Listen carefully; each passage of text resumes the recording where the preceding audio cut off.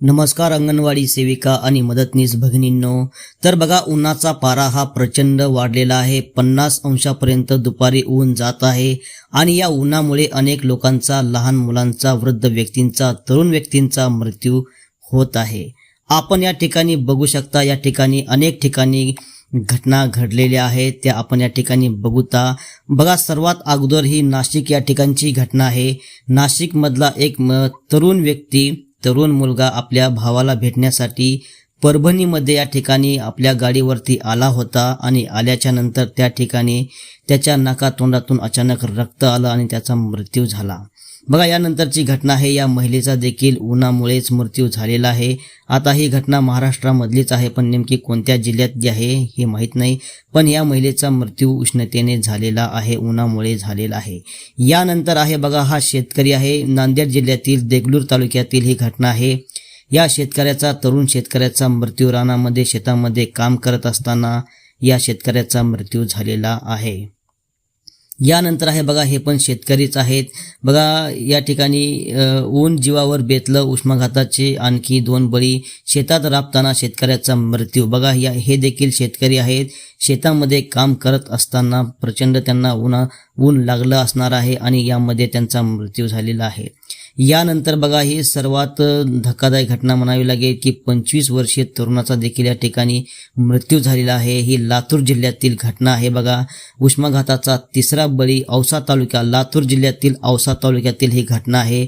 बघा, एकदम 25 वर्षाच्या मुलाचा देखील या ठिकाणी मृत्यू झालेला आहे। यानंतर आहे बघा, हे शेतकरी आहे, 70 वर्षाचे शेतकरी आहेत, हे पण लातूर जिल्ह्यातलीच ही घटना आहे। बघा, पानचिंचोली या गावातील ही घटना आहे। या गावातील हे शेतकरी शेतामध्ये काम करत असताना यांचा देखील या ठिकाणी मृत्यू झालेला आहे। यानंतर आहेत बघा, ही अकोले या ठिकाणचे हे व्यक्ती आहे, यांची देखील उन्हामुळेच यांचा दुर्दैवी मृत्यू झालेला आहे। यानंतर आहे बघा, उष्माघाताचे पुण्यामध्ये एका महिलेचा देखील मृत्यू झालेला आहे आणि 9 महिन्याच्या मुलीचा देखील या ठिकाणी मृत्यू झालेला आहे। आणि आपल्या लातूर जिल्ह्यातील औसा तालुक्यामध्ये गेल्या 4-5 दिवसापूर्वी पण एका 9 महिन्याच्या मुलीचा मृत्यू झालेला आहे। बघा, अशा प्रकारच्या घटना या घडत आहेत आणि आपण यापासून सावध राहिलं पाहिजे, आपण काळजी घेतली पाहिजे। अंगणवाडी सेविकांनो, आपण या ठिकाणी बघणार आहोत की आपण या व्हिडिओमध्ये अंगणवाडी सेवकांनी काय काय काळजी घ्यायची आहे। आपण या व्हिडिओमध्ये पाहणार आहोत की व्हिडिओ संपूर्ण बघा, खूप महत्त्वाचा हा व्हिडिओ आहे आणि हा व्हिडिओ जास्तीत जास्त शेअर करा। आपल्याकडे असलेल्या व्हॉट्सअप ग्रुपवरती हा व्हिडिओ टाका, जेणेकरून याची माहिती सर्व अंगणवाडी सेविका, मदतनीस यांना तर मिळणारच आहे आणि त्याचबरोबर त्यांच्या नातेवाईक असतील। आता बघा, ही सर्वात महत्त्वाची माहिती ही प्रत्येकापर्यंत गेलीच पाहिजे। तर बघा, अंगणवाडी सेविकांनो, महाराष्ट्र सरकारने सर्व शाळांना सुट्टी जाहीर करून हाय अलर्ट जारी करण्यात आलेला आहे। हवामान खात्याने सांगितलं आहे बघा की सकाळी 11 ते दुपारी 4 वाजेपर्यंत घराच्या बाहेर पडू नका, कारण ऊन एवढं प्रचंड पडत आहे की तापमान 45-50च्या पुढे सुद्धा जात आहे। त्यामुळे अनेक जणांचा उष्माघाताने मृत्यू झालेला आहे आणि होत आहेत। बघा, सकाळी 10 वाजल्यापासून दुपारी 4 वाजेपर्यंत कडक ऊन लागत आहे आणि याच उन्हाच्या वेळेमध्ये अंगणवाडी सेविका आणि लहान मुलांना घराच्या बाहेर पडावं लागत आहे। हवामान खातं सांगत आहे घराच्या बाहेर पडू नका, पण अंगणवाडी सेविका आणि मदतनीस यांना हे सरकार घराच्या बाहेर पाठवत आहे। दरवर्षीपेक्षा बघा, यावर्षी प्रचंड ऊन वाढलेलं आहे। आजपर्यंत एवढं ऊन कधीही नव्हतं, पण यावर्षी ऊन एवढं प्रचंड वाढलेलं आहे की या उन्हामुळे अनेकांना आपला जीव गमवावा लागला आहे। बघा, महाराष्ट्र सरकारने सर्व शाळा सध्या बंद केल्या आहेत, पण अंगणवाडी मात्र सुरूच ठेवलेली आहे। अंगणवाडीमध्ये शाळेपेक्षा लहान बालकं असतात, हे सरकारच्या का लक्षामध्ये येत नाही। मोठ्या माणसापेक्षा लहान मुलांची त्रास सहन करण्याची सहनशक्ती ही खूप कमी असते आणि याच मुलांची शाळा या सरकारने एवढ्या प्रचंड उन्हामध्ये सुरू ठेवलेली आहे। या लहान मुलांना जीव नाही का, किंवा अंगणवाडी सेविका आणि मदतनीस यांना जीव नाही का? बघा, हे सरकार एका मिनिटासाठी उन्हामध्ये जात नाहीत। बघा, हे सरकारचे कर्मचारी असतील, हे सरकारचे मंत्री फिंत्री असतील, 1 मिनिट सुद्धा उन्हामध्ये जात नाहीत, एसीच्या गाडीच्या खाली उतरत नाहीत।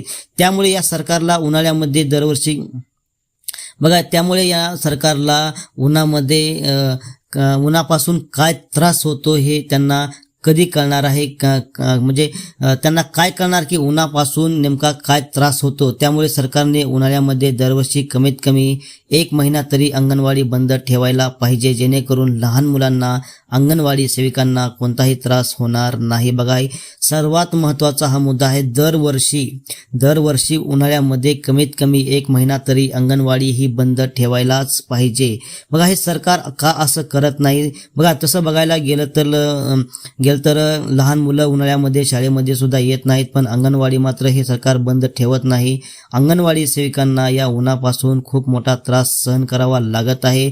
बघा, हे सरकार, त्यांचे मंत्री, आमदार, खासदार हे असतील, बघा, एका मिनिटासाठी सुद्धा रस्त्यावरती उन्हामध्ये जात नाहीत, एसीच्या गाडीच्या खाली उतरत नाहीत. या सरकारला, या आमदाराला, मंत्र्यांना उन्हाचा त्रास काय कळणार आहे? उन्हाचा त्रास कुणाला कळेल? की जो उन्हामध्ये फिरतो, उन्हामध्ये त्याला काम करावं लागतं, त्यांनाच उन्हापासून काय त्रास होतो हे त्यांनाच माहीत आहे, पण या सरकारला हे कळणार नाही. तर बघा अंगणवाडी सेवकांनो, हे सरकार आपल्याला सुट्टी द्यायच्या मानसिकतेमध्ये दिसत नाही. यांना लहान मुलांचं, अंगणवाडी सेविकांचं काही देणं घेणं नाही. त्यामुळे आपली काळजी आपण स्वतः घ्यायची आहे. उन्हामध्ये जात असताना डोक्याला पांढऱ्या रंगाचा गमजा बांधा, टोपी घाला, सोबत एक छत्री असू द्या. उन्हामधून घरी आल्यानंतर लगेच एकदम थंडगार पाणी पिऊ नका. घरी आल्यानंतर थोडा वेळ बसा आणि यानंतर 1-2 घोट साधं पाणी प्या, पण थंडगार पाणी पिऊ नका. आणि बघा, चक्कर येणे, उलट्या होणे, अशक्त वाटणे अशा प्रकारचे लक्षणं आपल्याला दिसत असतील तर लगेच डॉक्टरांचा सल्ला घ्या, डॉक्टरांकडे जावा. बघा, दररोज दिवसातून 1-2 वेळा, कमीत कमी 2 वेळा तरी लिंबू सरबत प्या. होईल तेवढं जेवणामध्ये ताकाचा आणि दह्याचा वापर करा. एकदम थंडगार असलेली पेय पिऊ नका किंवा एकदम थंडगार वस्तू खाऊ नका. अजून काय काळजी घ्यायची ही तर तुम्हाला माहीतच आहे, आपल्याला माहीतच आहे की अजून नेमकी काय काय काळजी घ्यायची असती. बघा, आम्हाला जेवढं माहीत आहे तेवढं आम्ही तुम्हाला सांगितलेलं आहे. तर अंगणवाडी सेविकांनो, बघा, ही खूप महत्त्वाचा हा व्हिडिओ आहे. आपण जास्तीत जास्त शेअर करा, आपल्याकडे असलेल्या व्हॉट्सअप ग्रुपवरती व्हिडिओ टाका आणि आपले नातेवाईक असतील, आपले मुलं हे असतील, त्यांना उन्हामध्ये जाऊ देऊ नका. खूप प्रचंड ऊन वाढलेलं आहे.